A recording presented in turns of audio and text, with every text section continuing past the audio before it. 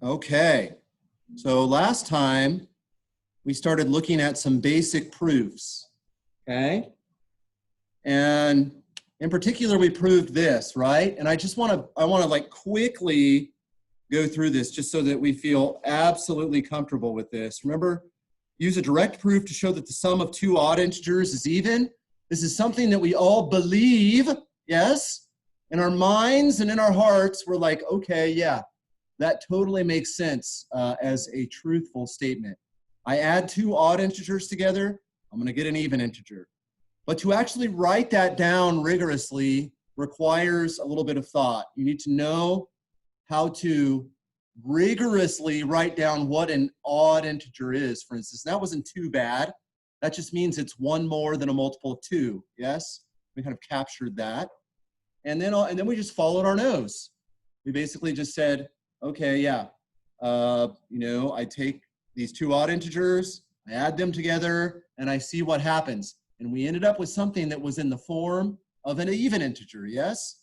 So I'm just going to repeat that. We just said the proof went something like this, right? So proof.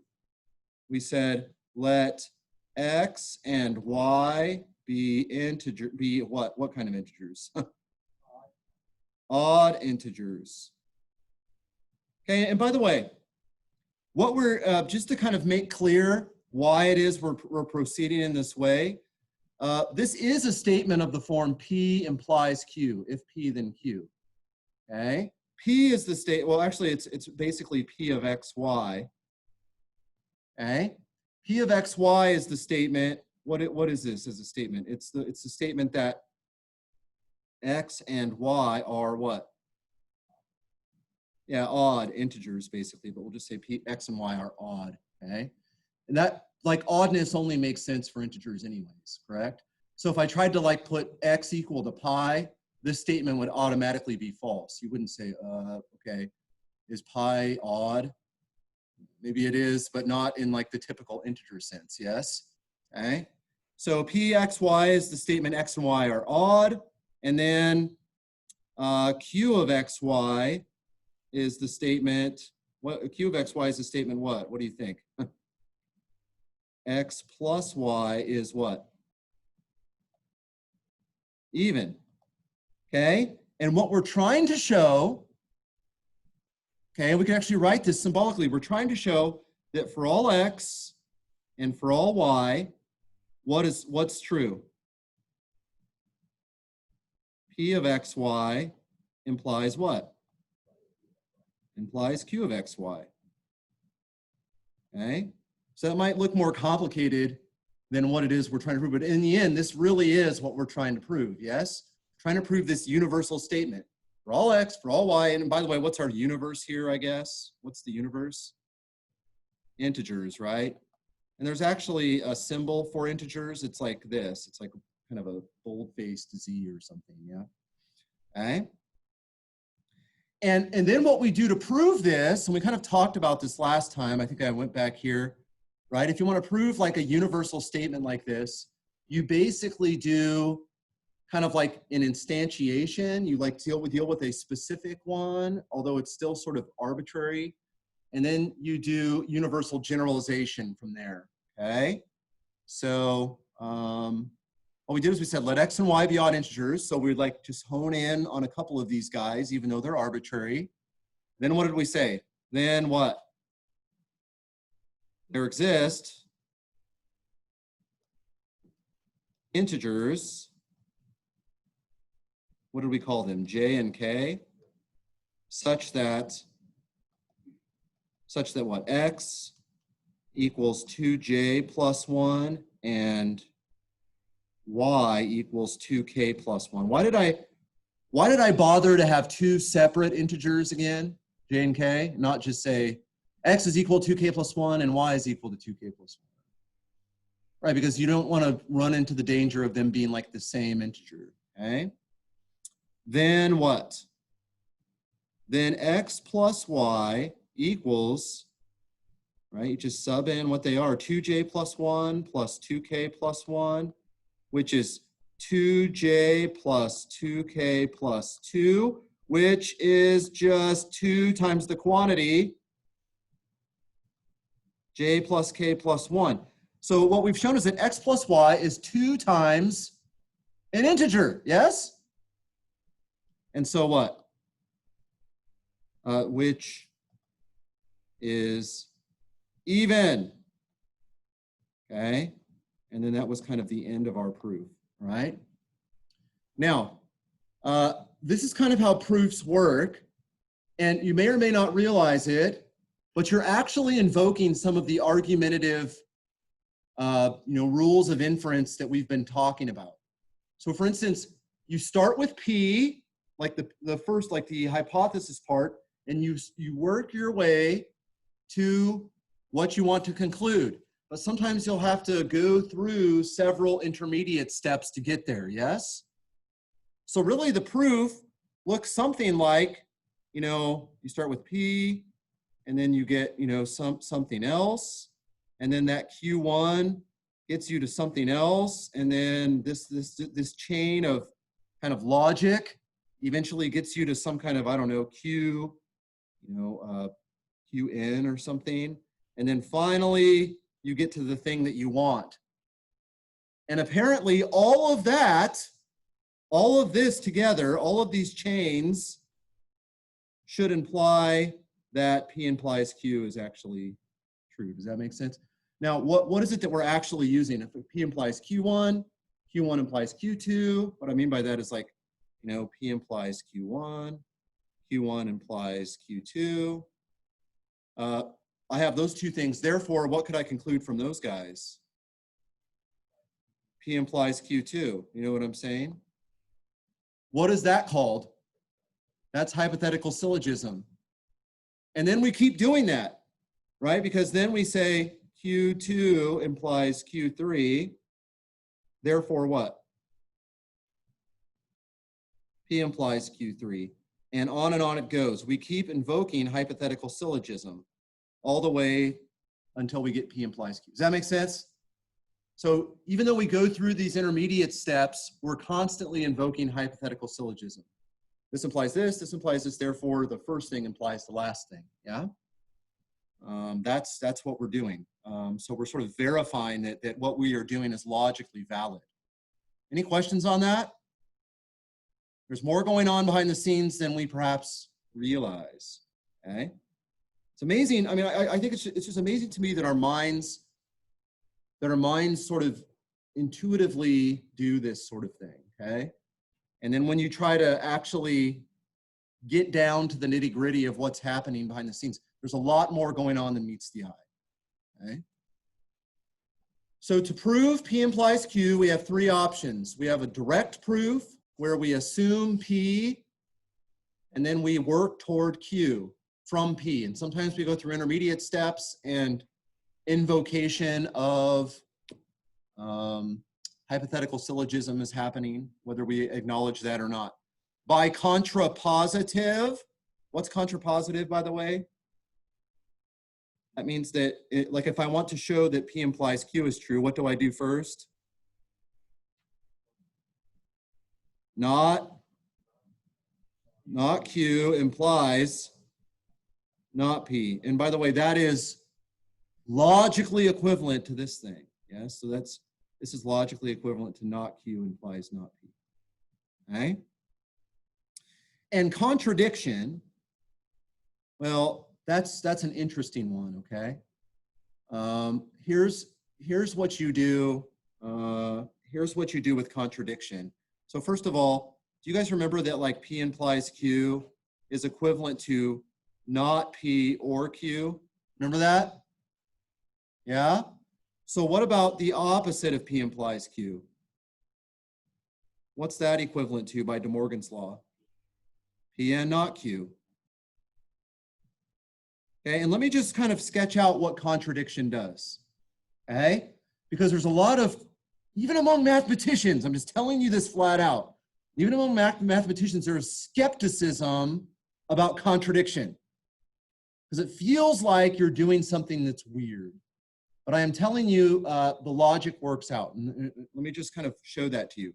So what you do is you start with P and not Q. Okay? And you show that this implies This implies, you know, some like Q1, which in turn implies some Q2, which in turn implies a bunch of things. And in the end, it implies something that is clearly false. Okay, you have this chain of implications. You end up with something that is clearly false. Okay? Therefore, what you would conclude from this, okay, what I'm talking about right now is contradiction, okay? Therefore, what you would conclude from this by hypothetical syllogism is, what would you conclude? That Pn not Q implies what? Implies false. But since we proceeded through like a logical chain of inference, the implication, this implies that, that is actually true. Does that make sense? The chain of reasoning is true. So this if-then thing is actually true. So this guy right here is true. But there's something interesting going on. So this is a false, but the overall implication is true. Therefore, what could you conclude about Pn not Q? Think about it. What's the only time that the conclusion could be false, but an implication is still true? What would have to be true about Pn not Q? That would have to be false. Right? Because false implies false. That's the only time right, when the conclusion is false, the only time the implication could be true is if the premise was false. So this thing is false, right? So if I kind of pull this up here, so this guy is false, yeah? But that means not this is false, yes?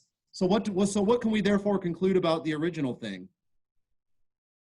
Look at, right? Not P implies Q is false. Therefore, what's true about P implies Q? It's true. Okay? So there's a fairly delicate chain of logic that's happening here, but I promise it's all valid. Okay? You kind of start with P and not Q, which is the opposite. You show through a chain of logical inferences that you get something that's false. Therefore, the whole implication is true with a false conclusion. Therefore, the premise is false, P and not Q. So its opposite is true, but that's P implies Q. Okay?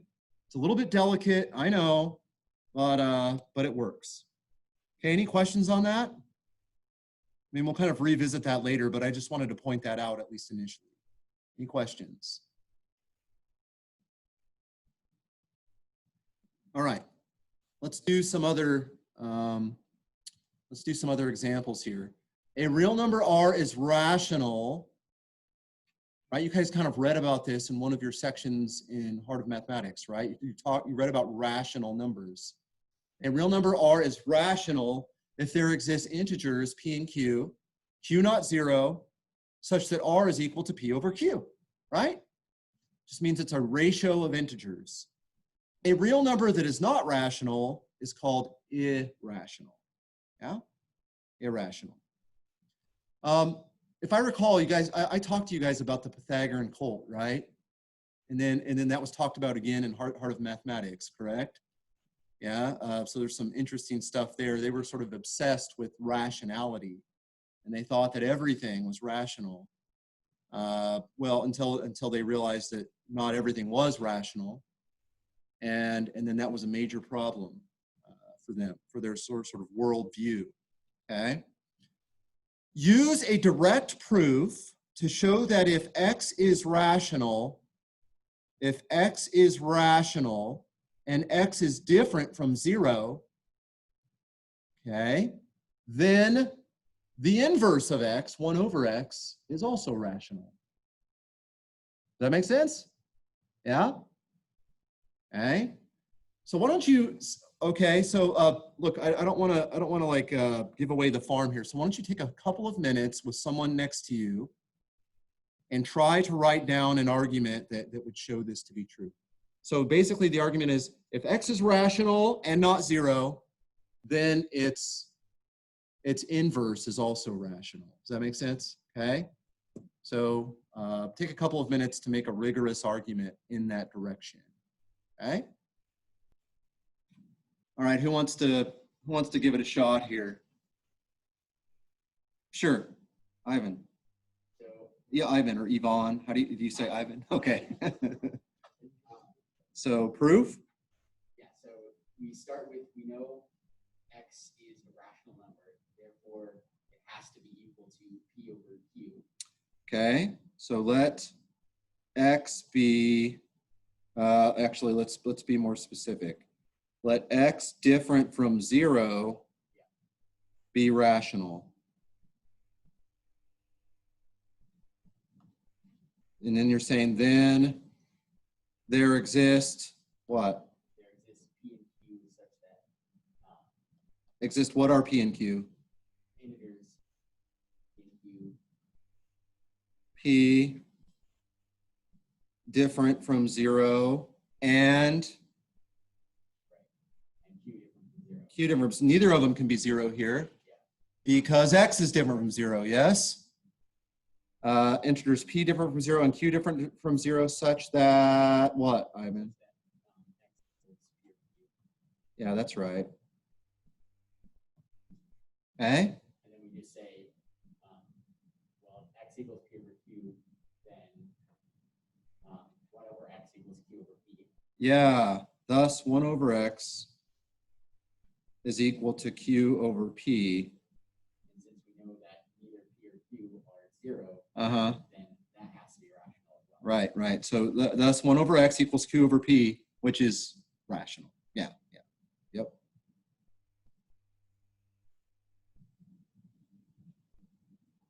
Beautiful. Okay, there we go.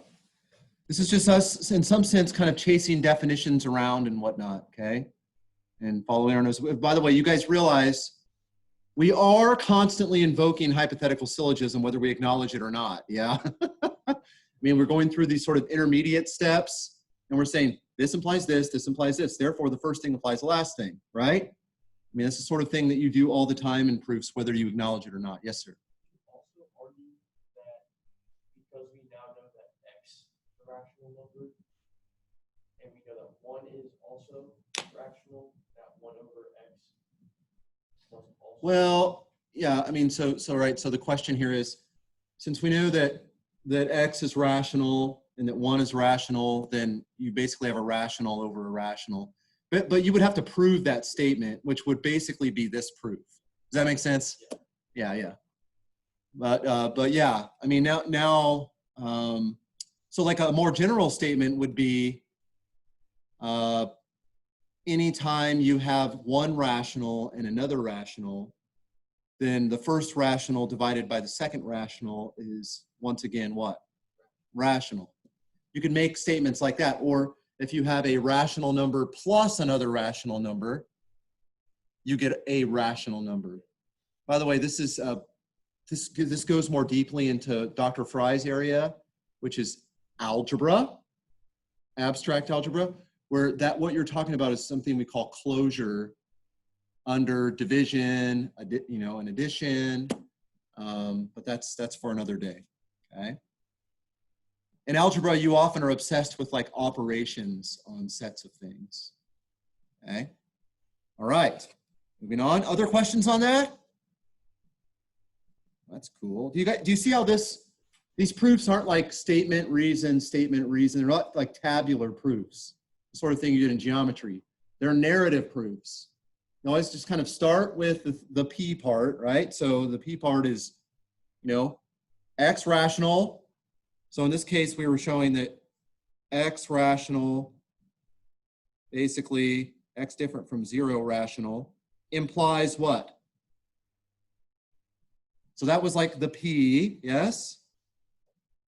Implies, what was the conclusion we wanted to reach? 1 over X rational. Okay, that's the Q part. Okay? So all of these statements are reducible down to something of this form. Okay? Let's move on here, okay? Let's talk about a contrapositive proof. Both of the proofs we just gave were direct proofs.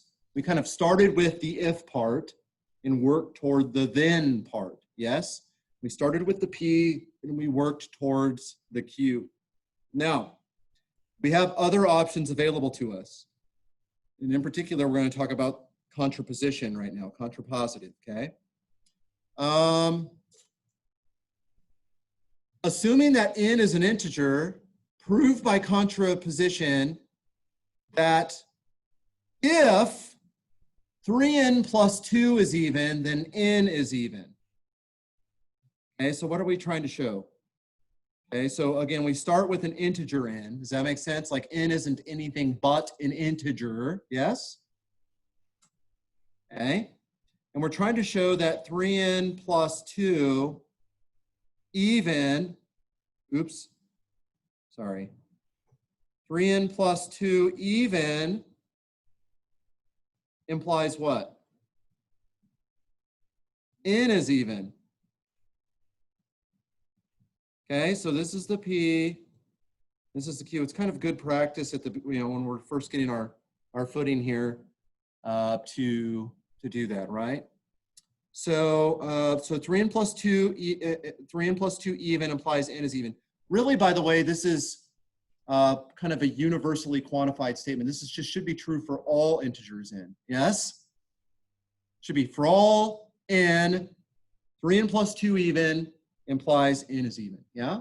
So really it's like for all n, this. That's what we're really proving. But when we actually do the proof, we kind of act like we're working with one specific thing, but it's really an arbitrary thing, which allows us to do universal generalization. Yes? Okay. But here we are being instructed to actually proceed by contraposition. Okay? We're being instructed to proceed by contraposition, which means I ought to assume what?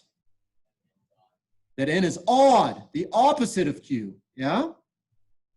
Now the reason you would gravitate towards that is because it's kind of complicated to work with. The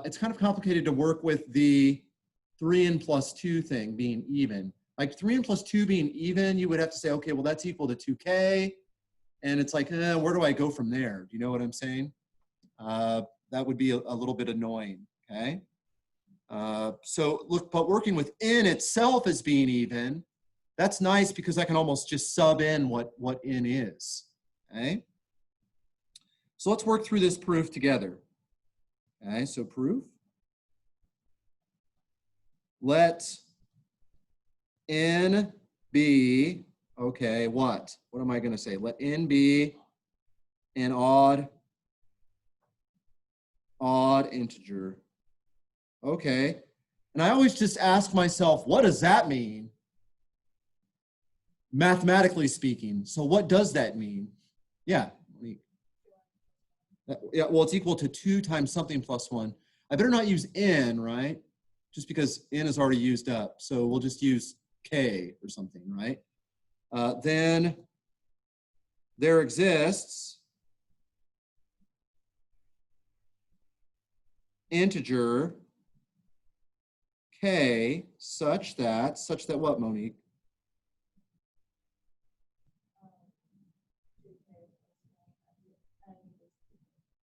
Yeah, 2k plus 1. N is equal to 2k plus 1. All right, now what? So I have n being twice some integer plus 1. Fine. Remember what we're working toward. We want to figure out what the parity of 3n plus 2 is. Parity means evenness and oddness, yes? We want to figure out what the parity of 3n plus 2 is. So what else are we going to do other than just look at 3n plus 2? Yeah, Ivan. That's right. That's exactly right. So then 3n plus 2 is equal to, so you're saying, Ivan, just sub in what n is, yes? 3 times 2k plus 1 plus 2, which if I distribute that 3, I get like 6k plus what?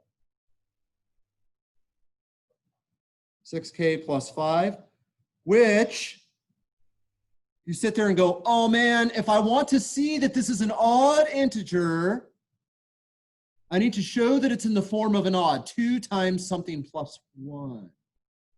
Therefore, that ought to move us toward actually breaking up this 5 in some way. How should I break up that 5? Yeah, sure, 4 and 1 will work, yeah? This is equal to 6k plus 4 plus 1. What on earth would possess me to do that? Well, because 6k plus 4, I can factor out what? 2. All right, so this is equal to 2 times what? 3k plus 2 plus 1. So this is 2 times, I mean, let's just be honest here. This is 2 times an integer plus 1, which is odd. Which is odd. Exclamation point.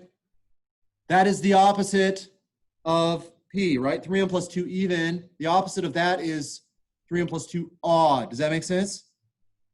Since we proved the contrapositive, that is logically equivalent to the original statement. Yeah? So that's the end. Okay? Sometimes it's like, sometimes it's considered a little bit rude to the reader to not at least announce that you're going to proceed by contraposition. Okay? We didn't do that here, but it should have been fairly obvious that's the direction we were going, because what's the first thing we assumed?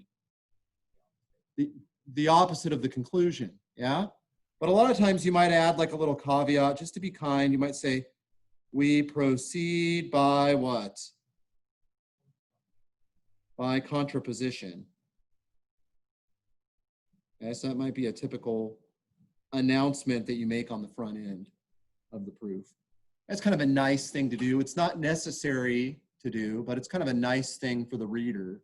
They're like, oh yeah, okay, now so I expect them to negate the conclusion and work toward the negation of the premise, yeah? Okay, any questions on that? Yeah.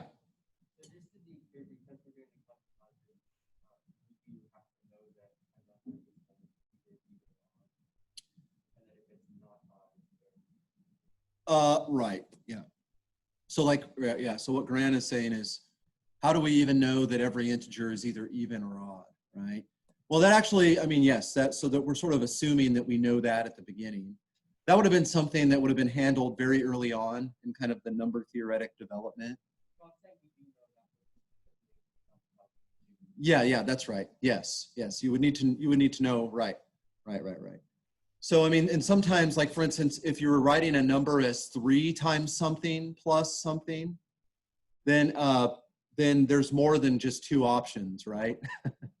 Every number is either a multiple of 3 or 1 more than a multiple of 3 or 2 more than a multiple of 3. Does that make sense? But when it comes to dividing by 2, you're either a multiple of 2 or 1 more than a multiple of 2. And if you add 1 more, you're back to a multiple of 2. Yeah. Let's move on. Contradiction. Okay. Now, I know I very quickly sketched the rationale for why contradiction works, correct? You start with P and not Q. And I want to be very careful, because I think this is where mathematicians get messed up. They think that when you assume P and not Q, that you're assuming that that's true. Does that make sense? But assuming P and not Q, in this case, all you're doing is you're using that as your starting point. You don't know whether that's true or false. That's just what you're starting from. And then you work through a logical chain of inferences, and eventually you stumble on something that is clearly false. Therefore, the P and not Q implying false, that thing is true as a conditional, yeah? But the only time a conditional is true and the conclusion is false is if the premise is also what? False. And I'm telling you, that is the trap that mathematicians fall into in their mind. Professional mathematicians, they think that when they assume P and not Q, that they are assuming that that is true. That is not the case with contradiction. That's sort of your starting point, and then through a chain of logical inference, you work to something false, therefore the implication is true, therefore the premise is false, therefore the original statement is true, okay? That's kind of the chain of rationale that happens there. Okay, I just want to at least point out in this class, I'm not interested in you like being able to articulate that super well or anything, but I just want to point out in this class that contradiction is a valid form of proof, okay? and what I just sketched out is the rationale for that, okay? Assuming that n is an integer, prove by contradiction that if 3n plus 2 is even, then n is even. Is this not just the same exact thing we just did? Yeah? Okay, it's the same statement, but this time I'm saying let's prove it by contradiction. Okay? So what's the, we're saying that 3n plus 2, and we're saying that 3n plus 2 even implies that n is even, right? Okay, so this is the P part, and this is the Q part. Make sense? Yeah? So if we want to proceed by contradiction, what do we assume? And by the way, when I say assume, that means you're starting there, yes? What am I not saying again? That it's true. I am not saying it's true. That is my starting point from which I will proceed. And I start going boom, boom, boom, boom through a logical chain of inferences. I get to something that is clearly false, therefore the premise would have to be false because the implication is true, yeah? Again, I just keep saying that, but I want to make sure we're clear on that. So what is P and not Q? That's the opposite of this, right? What is P and not Q? That's the opposite of this statement. What would that be in this case? 3n plus 2 even, and n is odd. Does that make sense? So that would kind of be what we start with, okay? All right, and since people are really uncomfortable with contradiction, we really want to announce this, okay? We say we proceed by what? We proceed by contradiction, okay? Okay, so assume, right, and this is just, we're starting from it, assume what? 3n plus 2 is even, and n is odd. Okay, then what? There exists something. Exists what? There exists what? Well, okay, so yes. Okay, so 3n plus 2 is even. That means that it's 2 times something, yeah? So there exists integers, j and k.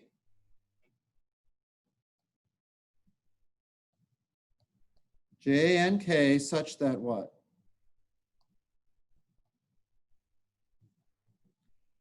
Uh, 3n plus 2 equals 2j, and n is equal to 2k plus 1. Okay, we're just following our nose through a chain of logical inferences. Okay, well, that's curious. What do you think we should do?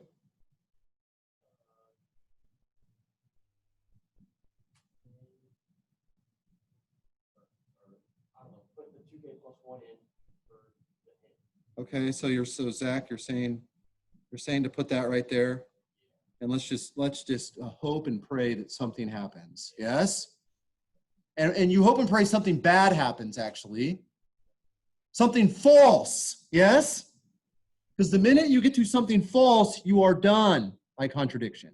Yeah. Okay, so let's do that. Then, okay, let's just kind of go through. Okay, let's write 2j first. 2j is equal to 3n plus 2, which, okay, Zach is saying to plug in what n is. N is equal to 2k plus 1. So that's 3 times 2k plus 1 plus 2. We played this game before. Know what I mean? Yeah? Which is, okay, is that 6k plus 5? Yeah? Now, we've played this game before. We know that 6k plus 5 is not an even integer. What is this?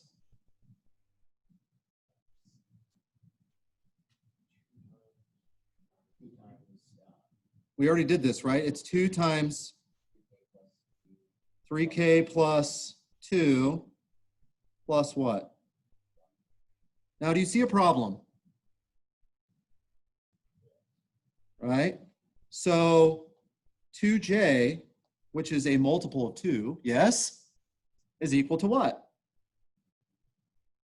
2 times 3k plus 2 plus 1.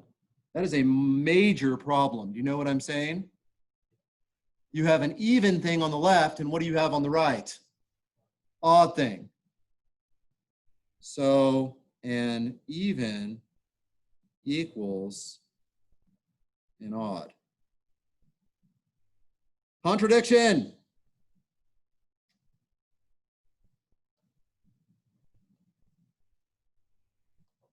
Okay. Contradiction, which is a clearly false statement that we got to through a chain of implications. Therefore, we're done, right? You don't even, I mean, a lot of people say, therefore, the opposite must be true, which is the, you know, the original statement. But I mean, that's sort of like, it's a little bit unsophisticated, okay? Once you have the contradiction, you know that you were assuming the opposite of the original statement. Therefore, the opposite of that is true.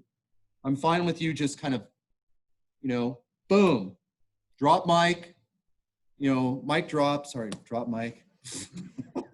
Mic drop, walk off. Yeah, that's the end of it. QED. That's exciting. Okay, but usually you like to say contradiction. I like to put an exclamation point. Yes. So for this case, it's pretty much the same proof as the contrapositive, but it's like a different format. Yeah, it basically is. Yeah. I mean, the only difference is you really kind of carefully articulated, or you use evenness as well for the 3 and plus 2. Yeah. Yes. Well, really long. Yeah. I mean, not necessarily for you in this class, but I mean, basically, I mean, the proof of Fermat's last theorem was over 200 pages long. So yeah, they get really, really long. And again, most of the time it's just a chain of things. There he actually had to develop like new theory about, you know, elliptic curves and modular forms. So, I mean, there was like new mathematics being developed in order to conquer Fermat's last theorem. We'll actually watch that documentary. They won't articulate the proof. They'll articulate like the logic, how it kind of worked, like globally, and that's very understandable given what you'll know in this class. But it's amazing what ended up happening. Andrew Wiles did that in like 1997.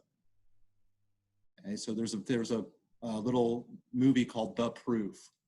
It's a really cool documentary. Okay, other questions?